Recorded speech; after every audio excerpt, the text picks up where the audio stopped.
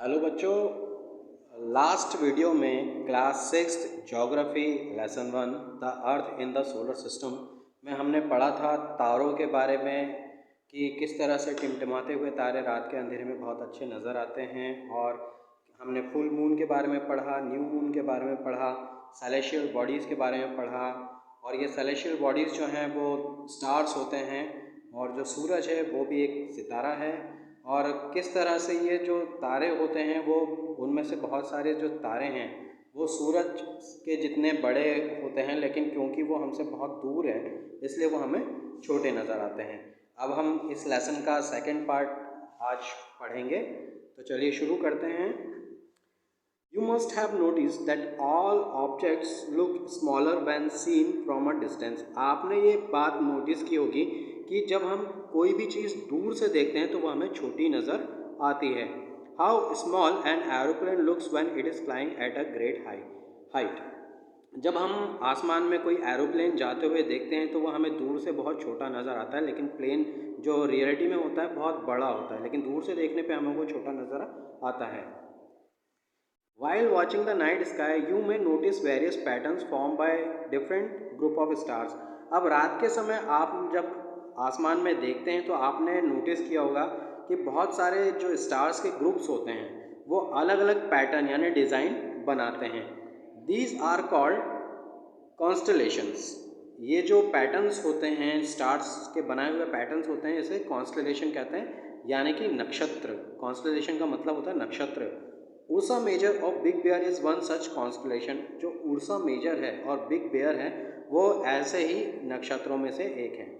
One of the most easily recognisable constellation is the Saptarishi. Seven rishi sages. Saptarishi यानी 7 ऋषि। It is a group of 7 stars, figure 1.1, that forms a part of Ursa Major constellation. Ask someone elder in your family or neighborhood to show you more stars, planets and constellation in the sky.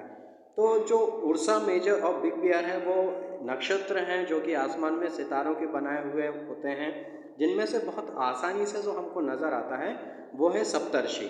सप्तर्षि का मतलब 7 ऋषि, ठीक है। और ये 7 सितारों का एक group होता है।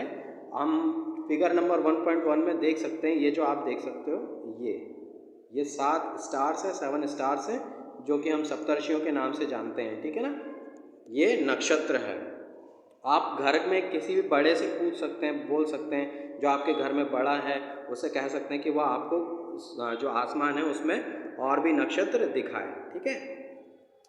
In ancient times, people used to determine direction during the night with the help of star.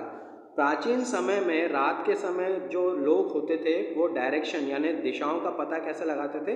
सितारों की मदद से लगाते थे।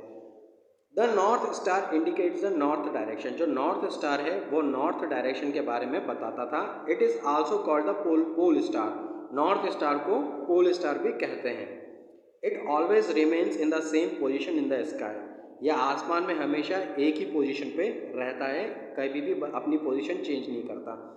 We can locate the position of the pole star with the help of Saptarishi.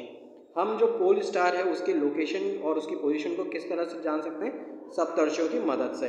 Look at figure 1.1, you will notice that if an imaginary line is drawn joining the pointer stars and extended further, it will point to the pole star. हम figure number 1.1 से ये बात पता कर सकते हैं। अगर हम एक इमेजिनरी लाइन को बनाएं जो कि पॉइंटर स्टार्स एक्सटेंड पर वो आगे की तरफ देखें तो वो पोल स्टार पे जाता है। आप देख सकते हैं इस जो पिक्चर है उससे आप समझेंगे कि हमने एक इमेजिनरी लाइन जो है वो बनाई है। यहाँ पे लिखा भी हुआ है, नॉर्थ स्टार लिखा हुआ है यहाँ पे। तो ये जो है सप्तर्षियों के जो पॉइंटर स्टार्स हैं उनसे होते हुए ये हम इसको लोकेट कर सकते हैं नॉर्थ की तरफ, okay. Some celestial bodies do not have their own heat and light. जो कुछ सेलेशियल बॉडीज यानी दिव्य आकार जो होते हैं उनकी अपनी कोई लाइट या अपना कोई हीट नहीं होता। They are lit by the light of stars, ठीक है। वो क्या होता है? वो सितारों की रोशनी से जलते हैं। सच बॉडीज आर कॉल्ड प्लैनेट्स। और ऐसे ही आकारों को क्या कहा जाता है? ग्रह, planets. The word planet comes from the Greek word planetai, जो प्लैनेट वर्ड है वो एक ग्रीक वर्ड प्लैनेटाई से लिया गया है, विच मीन वैंडरर्स। इसका मतलब क्या होता है? वैंडरर्स, यानी कि घुमक्कड़, यहाँ वहाँ घूमने वाले। The earth on which we live is a planet. जिस अर्थ पे हम रहते हैं वो एक प्लैनेट है। It gets all its heat and light from the sun which is our nearest star. और ये जो प्लैनेट है हमारा अर्थ है, वो अपनी सारी गर्मी और लाइट जो है वो किससे लेता है? सन से। और सन एक स्टार है, और जो सूरज है वो अर्थ का सबसे नज़दीक वाला स्टार है। If we look at the earth from great distance, say the moon, it will appear to be shining just as the moon. अगर हम अर्थ को काफ़ी दूरी से देखें, समझ लीजिए कि अगर हम चांद से पृथ्वी की तरफ देखेंगे तो हमको हमारी पृथ्वी भी चांद जैसी ही चमकती हुई नजर आएगी। The moon that we see in the sky is a satellite. हम जो चांद आसमान में देखते हैं वो एक सैटेलाइट है। It is a companion of our earth and moves round it. ये जो चांद है वो हमारी पृथ्वी का एक साथी है जो कि उसके चारों तरफ घूमता है। Like our earth there are 7 other planets that get heat and lights from the sun. हमारी पृथ्वी की तरह ऐसे 7 और ग्रह हैं जो कि सूरज से अपनी रोशनी और गर्मी लेते हैं। Some of them they have their moons too. और उनमें से कुछ जो प्लैनेट्स हैं उनके खुद के चांद भी हैं। अब पढ़ेंगे the solar system. The sun, 8 planets, satellite and some other celestial bodies known as asteroid and meteorites। जो सन है और जो 8 प्लैनेट्स हैं, सैटेलाइट्स हैं, और उनमें से कुछ जो सेलेशियल बॉडी हैं वो या तो एस्ट्रॉइड्स के नाम से जाने जाते हैं या फिर मेट्रॉइड्स के नाम से। और ये जो एस्टेरॉइड और मेट्रॉइड हैं वही सोलर सिस्टम को फॉर्म करते हैं, बनाते हैं। We often call it a solar family with the sun as its head. हम इसको अक्सर क्या है? सोलर फैमिली बोलते हैं, और जो सन है वो इस फैमिली का हेड है, मुखिया है। The sun is in the centre of the solar system.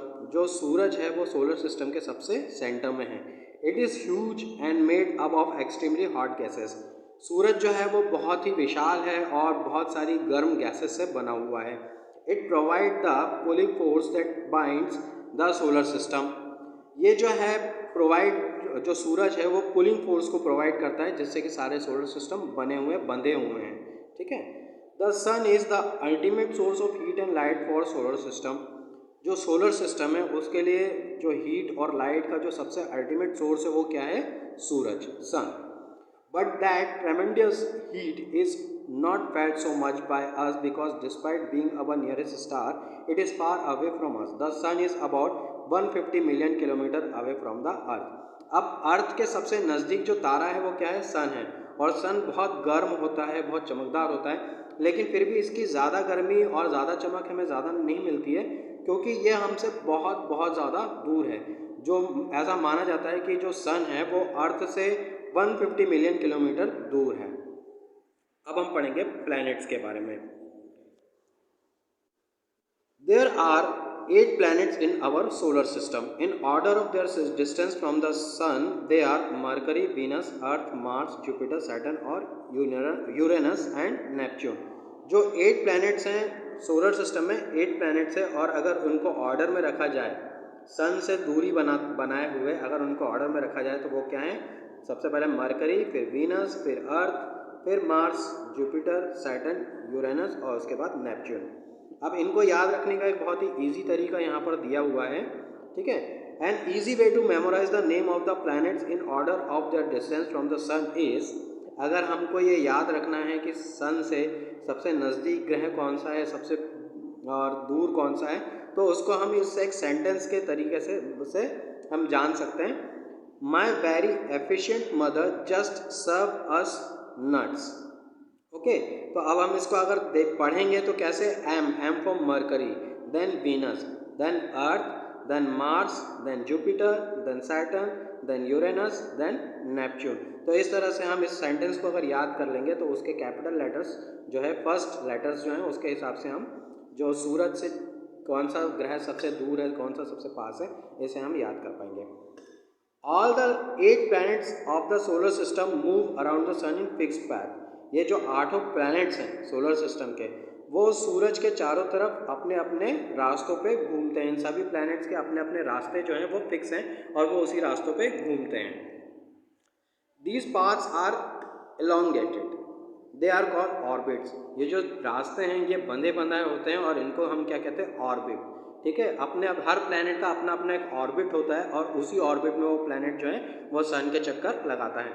Mercury is nearest of the sun. जो मरकरी है वो सूरज के सबसे नज़दीक वाला प्लैनेट है। It takes only about 88 days to complete one round along its orbit. और जो मरकरी है वो सिर्फ 88 डेज में अपना एक चक्कर पूरा कर लेता है अपने ऑर्बिट में।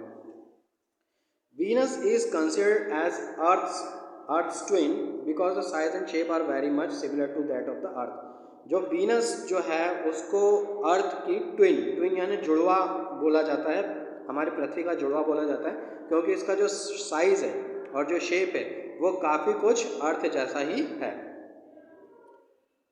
Till recently, August 2006, Pluto was also considered a planet. However, in a meeting of the International Astronomical Union, a decision was taken that Pluto, like other celestial objects, Ceres 2003 UB 313, discovered in recent past, may be called dwarf planets.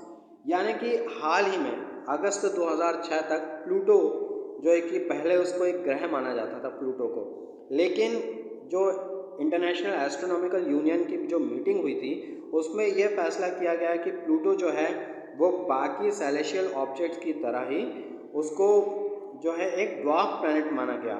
Dwarf का मतलब होता है बौना। ठीक है, बौना यानी छोटे आकार का प्लैनेट उसको माना गया, पूरे आकार का प्लैनेट उसे नहीं माना जाता। तो आज हमने पढ़ा है प्लैनेट्स के बारे में, सन के बारे में। अब हम नेक्स्ट वीडियो में पढ़ेंगे अर्थ के बारे में, और नेक्स्ट वीडियो में ये लेसन मैं कंप्लीट करवा दूंगा और फिर इसकी एक्सरसाइज भी बता दूंगा। तब तक के लिए थैंक्स।